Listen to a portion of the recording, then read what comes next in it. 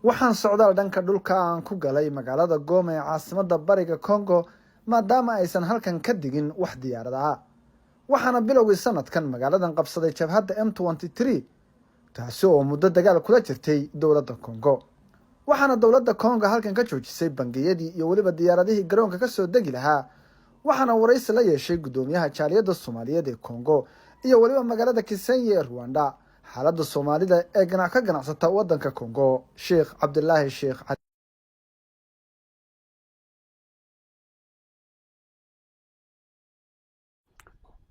Soomaalida halkan ku nool maasha Allah aad bay u fiican yihiin dad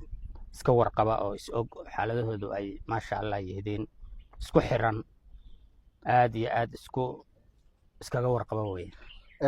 magaaladan Goma waxa hore u haysatay dowladda Congo hadda soo haysatay jabhad waa sidee idin dhaqmaa jabhadda hadda haysata magaalada runtii anagu hadda jabhadba ma dhihi karnaa waa dowlad baan oran karnaa wax dhibaato ah oo aan kala kulannaaho ma jiraan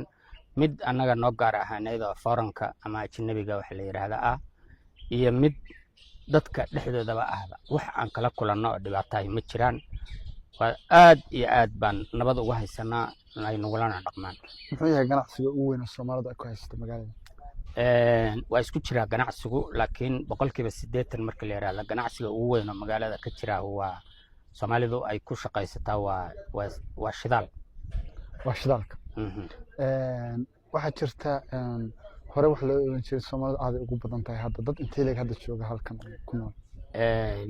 xilliyo way jireen Soomaalida ay aad ugu badnayd waa ka warqabtay meesha dagaal iyo waxba ka dhacay xoogaa dhibaatooyin badan baa wadanka soo gaaray alxamdulillah anagu wadan Soomaalina waxba naguma gaarin laakiin hadda Soomaalidu kuma badna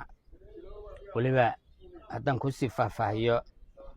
Kisenyi iyo Goma labada wadan oo anu aan ka ahay gudoomiyaha Goma aad dadkeedu u badan yahay oo dadku ganacsigu ugu badan yahay meeshaan laftirkeeda dad deegaan oo aan saa u badnayn baa jooga laakiin Soomaalida aad hadda ku maqashaan wadanka inay joogaan waa meesha ay joogaan waa Goma waxa la sheegay in hadda airport Goma lahayn soo kale ay bangiyada xiran yihiin maadaama dowladda ka baxday waxa dhahay xiratay sidee nolosha u taqaamushaan oo la qabsta maadaama ganacsiyaasha alxamdulillah rabbil caalamiin wadanka asagoo bangiyada iyo xawaaladooda jiraan waa joognay macaamiishiisaan hor u baranay haddana arrimahaas yaryar oo baahida ah oo jira waxaan kala xiriirnaa wadamada deriska nala oo noo dhow marka ka imaadno dalka ama wadamada hadda joogna gudoomiye maxaa tala oo siin lahayd dalkeena iyo madaxdeena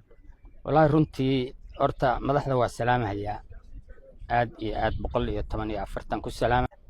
wadamada aan joogno hadda midaan aan wada fadhino aad nagu soo booqateen iyo Gomaba labadaba dagaala xarbiyo maxalliga waxa ka dhacay aan Soomaaliya ka dhicin una dhawaan ilaahayna uusan hadda ka ridin wayna ka kabsadeen oo way ka nabad qabaan marka waxaan leeyahay horta marka hore midaas oo kale hal ogaado wadamo kale ayaguna dagaal ka dhacin waa jiraan hadda sida Goma kale ugu dambeeyay dagaalkeedu muddo dagaalkeedu socday dhibaato badan baa gaartay oo aad iyo aad u xanuun badan hadii lagaaga sheekeeyo aan hadda ku soo koobi karin meeshaan saasoo ay tahay markii ay la wareegeen nimanka hadda jooga dagaalka waday isla markiiba wadanka nabad bay ka dhigeen maanta dagaal ku dhamaaday maanta ka dambeysay wadankaana dagaal ka dhacay isma dhaxaysid nabad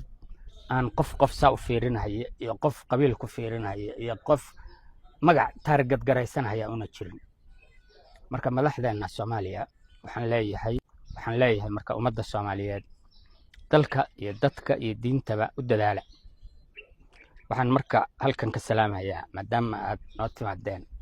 oo aan fursadaas uga faa'iideysanayaa madaxda Soomaaliyeed meel kasta ay joogaan madaxweynaha Jamhuuriyadda Federaalka Soomaaliya uu horeeyo mudane Xasan Sheekh Maxamuud ra'iisul wasaare Xamse Cabdi Barre iyo madaxda inteeda kale dowlad goboleedyada ana ma soo koobi karo madaxdeena halkan kuma koobi karo